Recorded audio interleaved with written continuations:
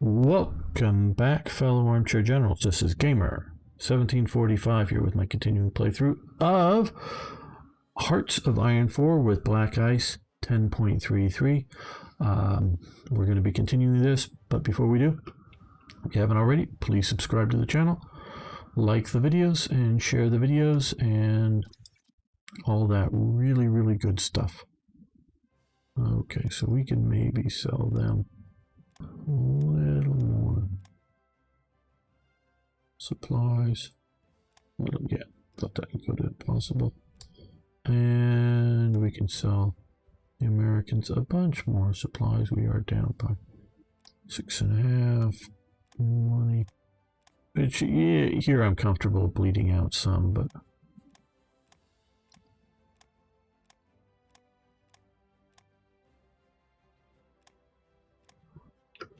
we don't want to do too much of that.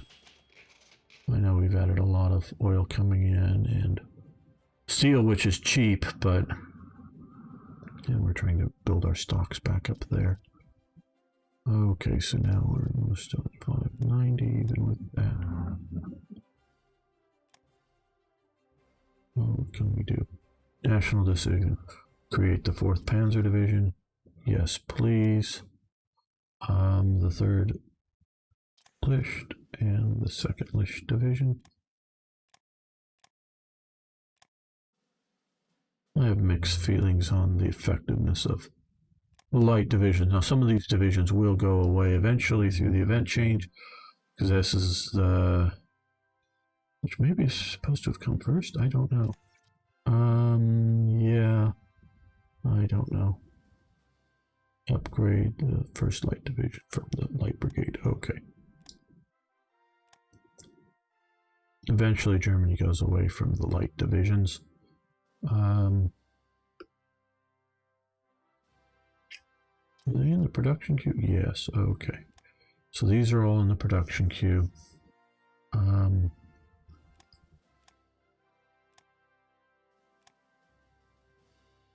There we go, some of those are pretty big.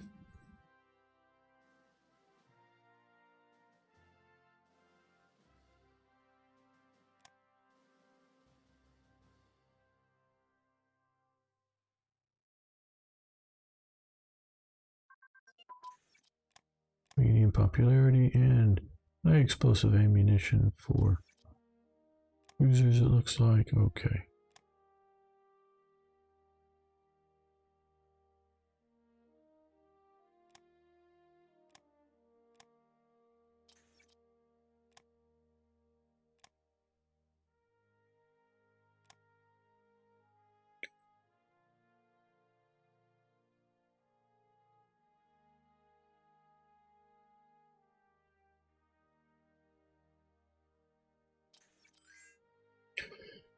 Okay. Luftwaffe Dig Gun Zone West. Yes, I know I'm butchering that. Germans, not trying to. This was an air defense zone here in the west. Tried to replicate it as I understood it best. And so here you see, well, until November of next year. No, okay, no, it's just, yeah, okay, it's only 7 days. Wow. So for 7 days, 6% in ICs down. Okay, but until November 22, another west wall effects as well. You're getting TRE building. You're getting TRE Luft zone down as well. So that's total 9% money, manpower. Going to do building, but also manning all those guns, and 10,000 energy, 3,000 metal. Part of the reason why I wanted to push up metal as fast as I am, and some rare materials and supplies, because I think they are in the production queue, and you want to get them to the top immediately.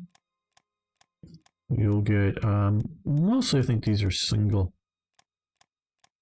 guns in a zone, but yeah, try to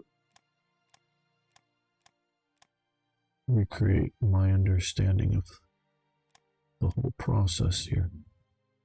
lot of stuff. And I think it's a lot cheaper than building like money exchange for rare materials. No, I don't think so.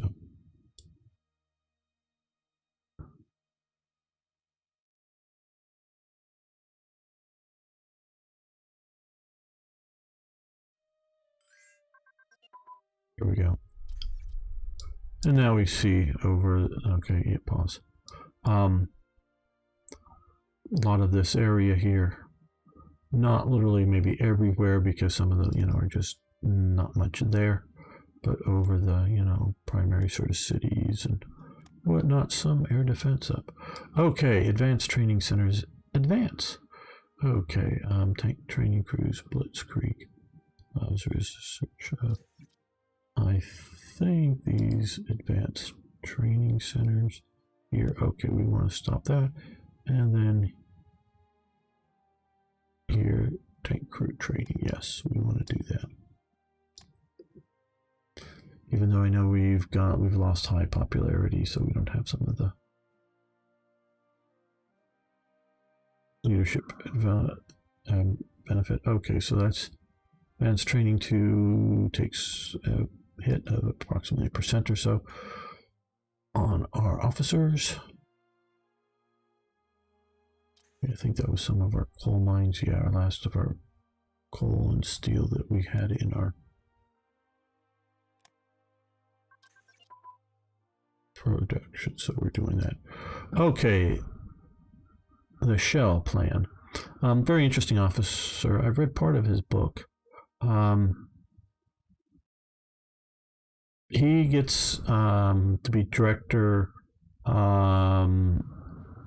for motor transport, and as part of the 4-year plan, and under the Secretary of the Ministry of Transport. So he's sort of the Army guy, but connected to a bunch of different sort of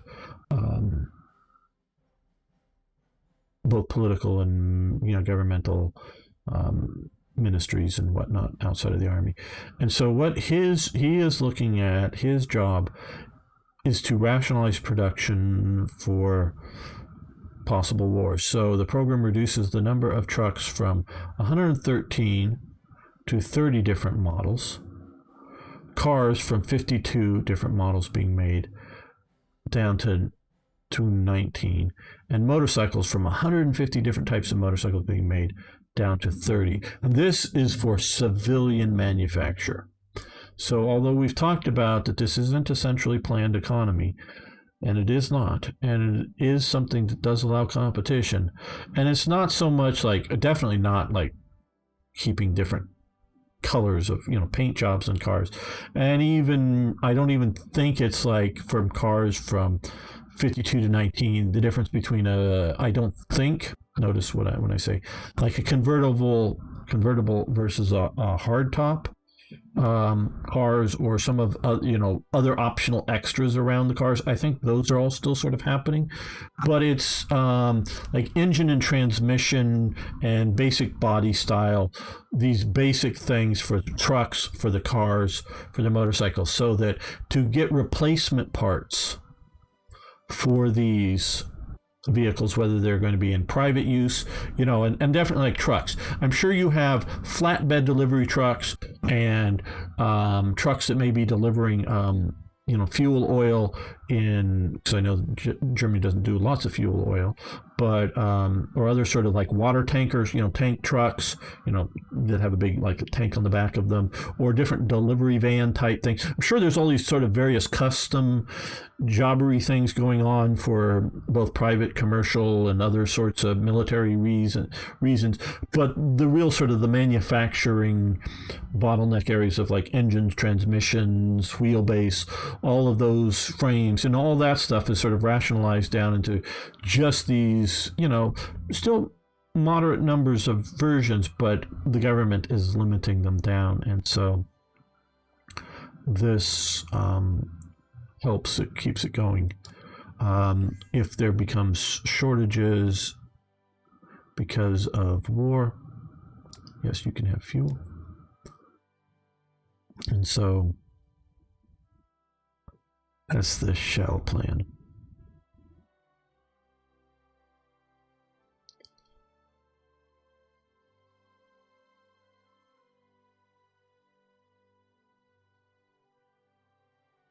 And so these German socialists definitely believe this is sort of, we have to sort of take Speer and mid to late war Central War planning out of Nazi ideology, because that is not what Nazi ideology was about. That was about very stressful war times, and that you didn't want duplication of effort and wasteful effort, which of course still went on. You look at Porsche, Dr. Ferdinand Porsche and the Maus tank, when he was ordered to stop making them, he had about the ingredients to make about another 45 by the end of the war, though they only made 2. So yeah, he could have made a bunch of other tanks that would have been useful, but no, he secretly kept on working.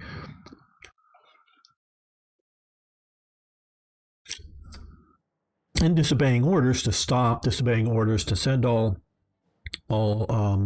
armor plate to other factories, and so he sent some, but kept others to build his tanks. Because he was a hybrid man, and he was trying to save the environment with a hybrid diesel electric tank. Yeah, I don't know. Was it diesel? I think it was petrol. I'm not sure, but yeah.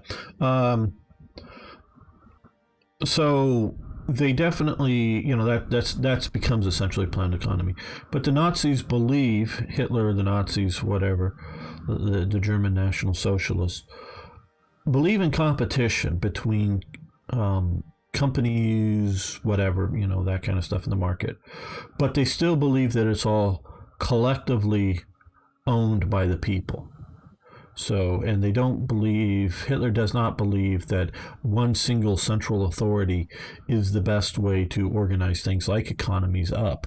But the economies must be there to serve the people.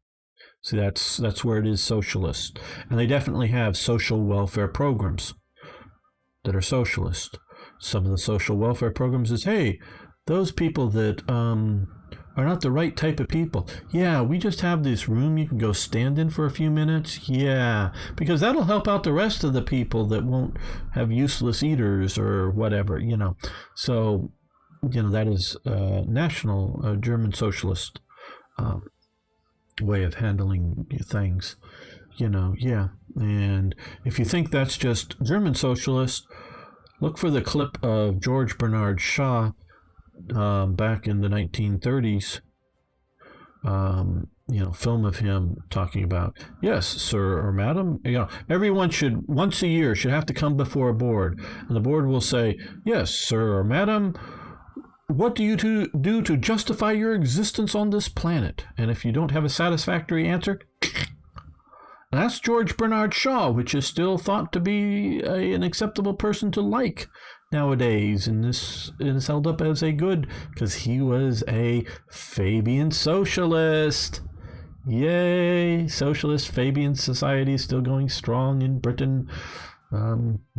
One of the last, Tony Blair was a member of it, Prime Minister of Britain. So yeah, even socialists want to kill off people who aren't the right type of people, whatever that might mean to them.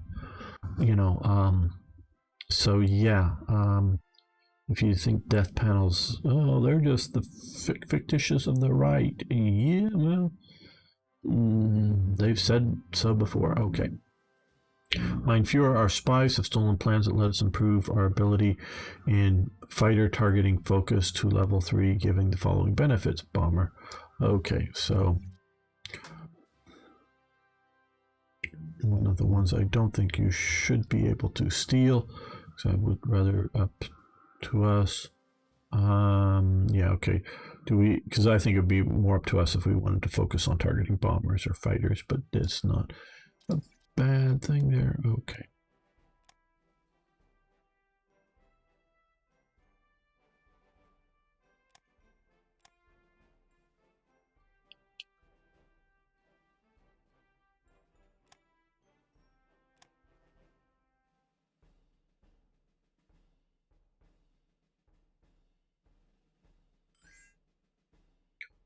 Soviet Union, we would give them money for crude oil. No. Yes, we are down, but yes, we are up and down. Now we're up. And we're down.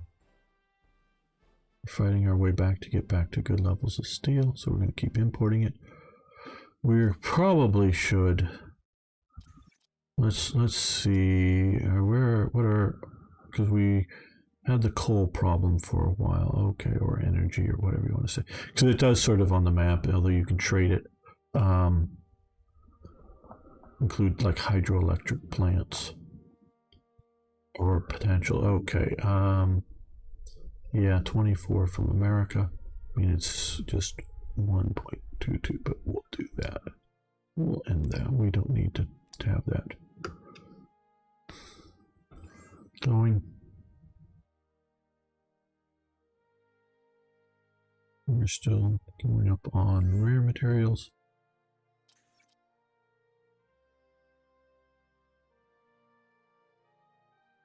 Create the 5th Panzer Division. Yes, and yes, that's like a 1943 or so, or 44 photo of a Panzer IV. But I did have, I believe, the correct divisional symbol on it there. So here you can do, again, if you want just the HQ. And because these are different mod makers, sometimes the HQ one is at the top and sometimes the HQ one is the bottom, so you just need to hit these carefully. Make sure you know what you're doing.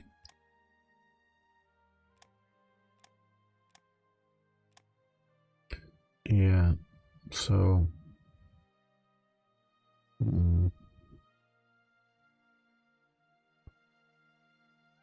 it's already May 39. Okay, won't be too long. We're getting,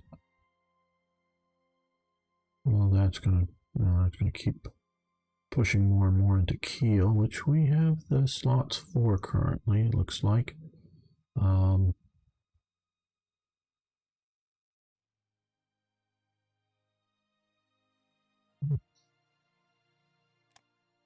We may push some of the semi-constructed big transports or something more to the bottom. Okay, naval air targeting. Advance.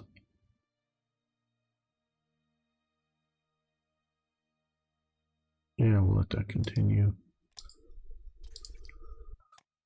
We're going to do what we can in the naval realm via the air, primarily.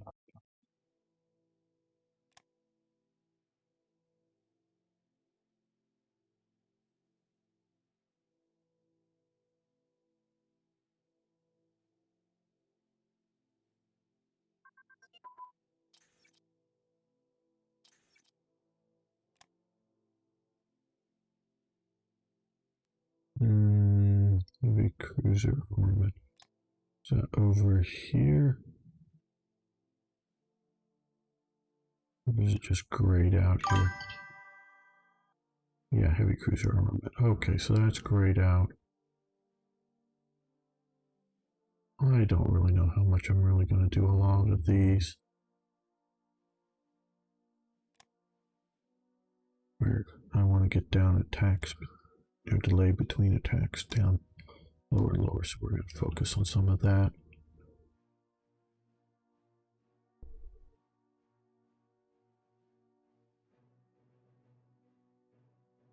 So quite honestly, I don't mind keeping this sort of balance going at all, but I just don't want to pay for my troops expenses or buy tanks. Okay, Special Forces branch.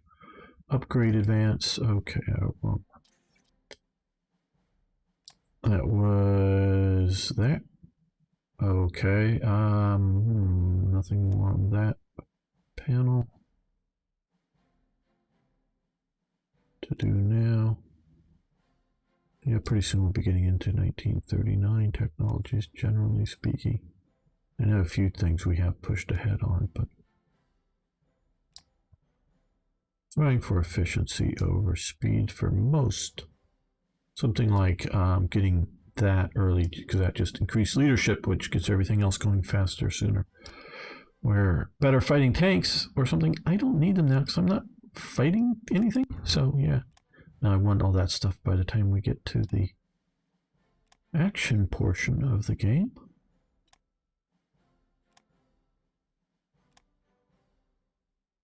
Okay, so it's like these crew training. Yeah, we want crew training when we get ready to go fight, but we don't need it. And now let's do light cruiser, get those guys going. Okay, U.S.-German rift widens, and this is from by the Associated Press, published in, I believe, a California newspaper.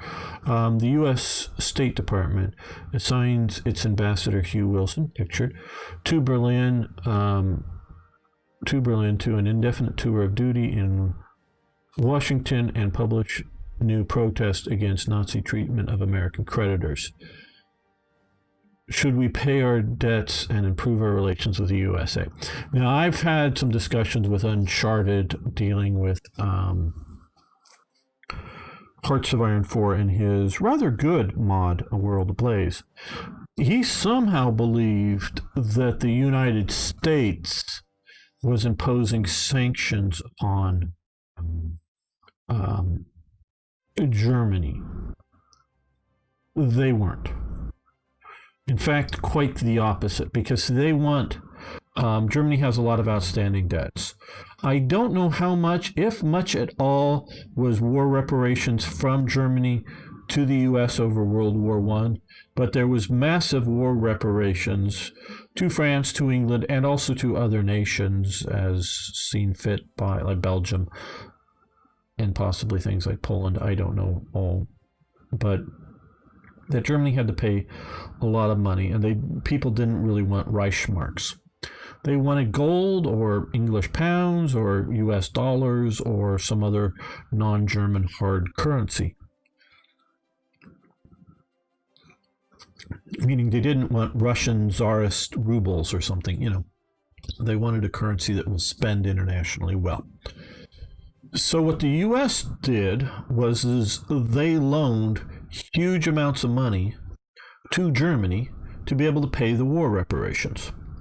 And of course, the U.S. banking system, I believe to some degree, the U.S. government backed the loans, meaning if the German government failed to pay them, the U.S. government would be on the hook for the money. So it's like co-signing kind of thing. So it wasn't the U.S. government, to the best of my knowledge, again, this is all to the best of my knowledge, it wasn't the U.S. government giving money to Germany. It was encouraging U.S. banks and other businesses to loan money to Germany, to the German government. And if for some reason things failed, the U.S. would pay for it.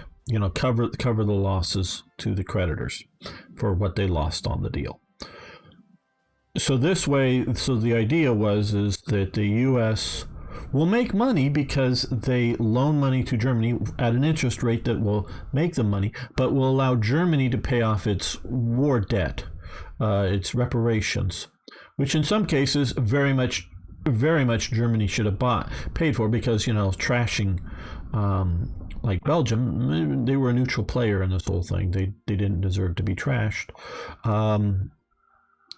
And you lose a war. You don't start the war. Germany doesn't start the war, but they do expand the war, most assuredly. You lose it, you pay some debt. Okay, that's legit. And so the U.S. was trying to help the U.S. economy by helping U.S. investors make money, loaning money to Germany. If that goes bad, then the U.S. would be on the hook for it until they squeeze the money out of Germany someday. Could be 100 years later. I don't know. Squeeze the money out of Germany somehow. So it wasn't direct U.S. government, but it's U.S. government encouraging this whole setup. And so they wanted to keep the world afloat financially. They wanted to keep Germany as well as other places from collapsing. So the U.S. wants the trade. And so the U.S.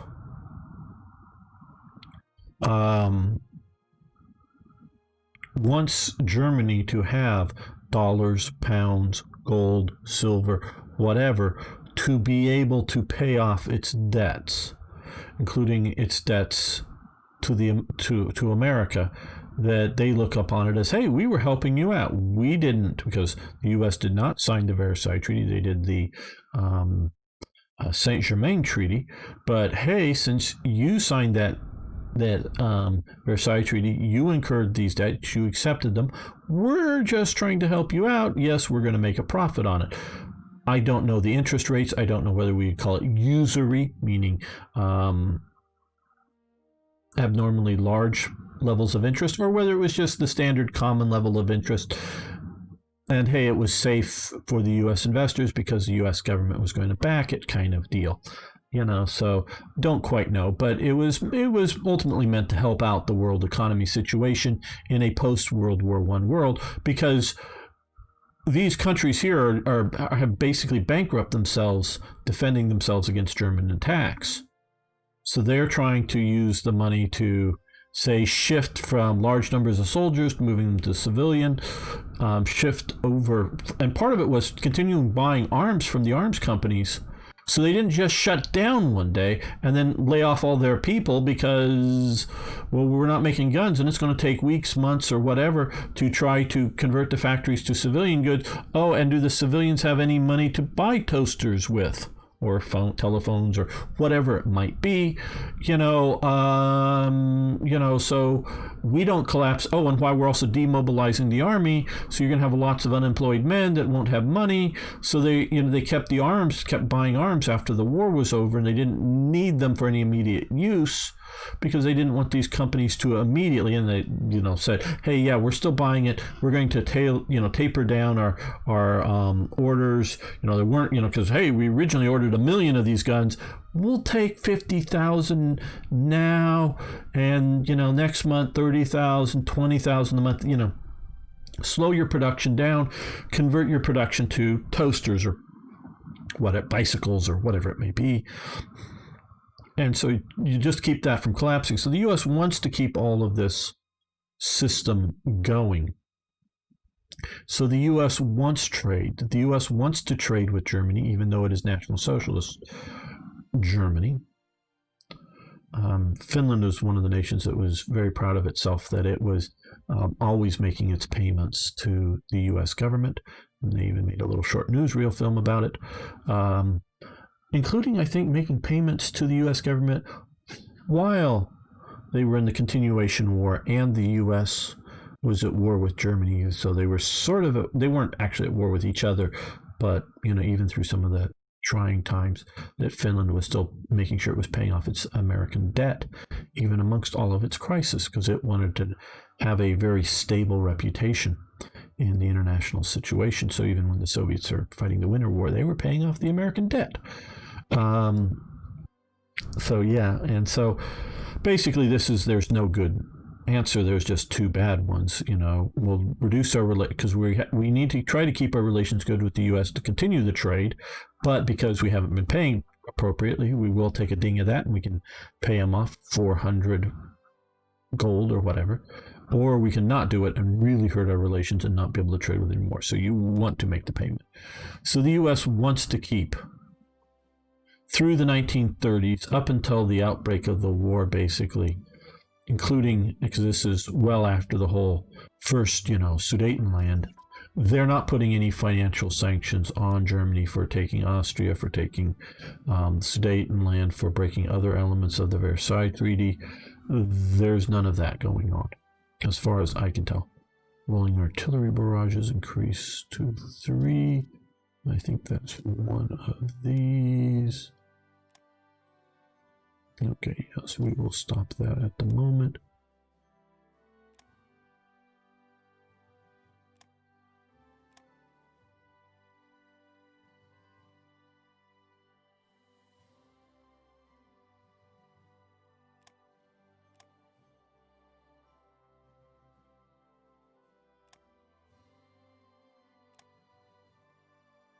Yeah, but once the war breaks out, then levels of sanctions start happening. I don't think immediately. Now, of course, fairly quickly, Germany loses the ability to directly trade with the United States. They might be trading through some place like Italy while it was still neutral. But those come on, and yes, eventually there is various sanctions put on Germany as well, of course, as Japan for German activities over there. Okay, ground forces or ground attack focuses advance. Okay.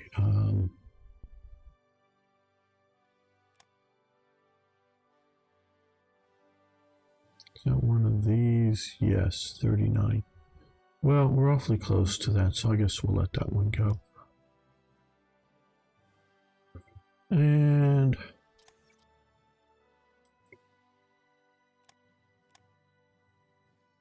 another HQ.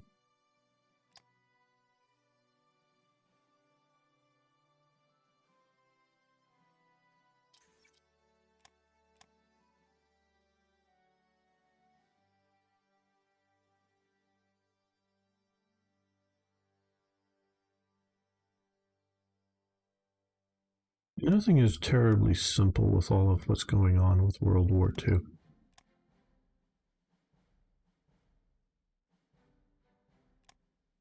It's a complicated mess.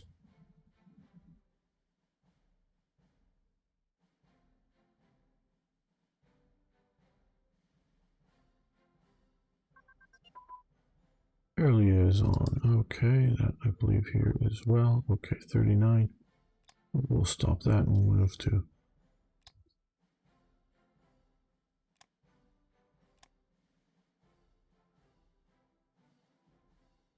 And we're building up a bunch of spies again. Let's.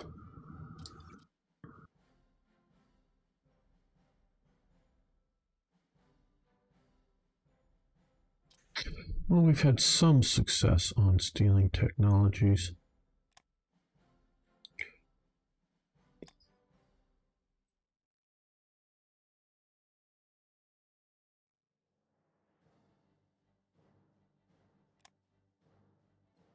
Let's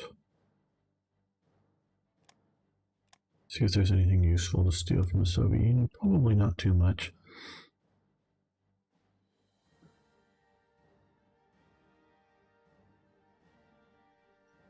But I think we will end the episode here. I want to thank you all who made it this far.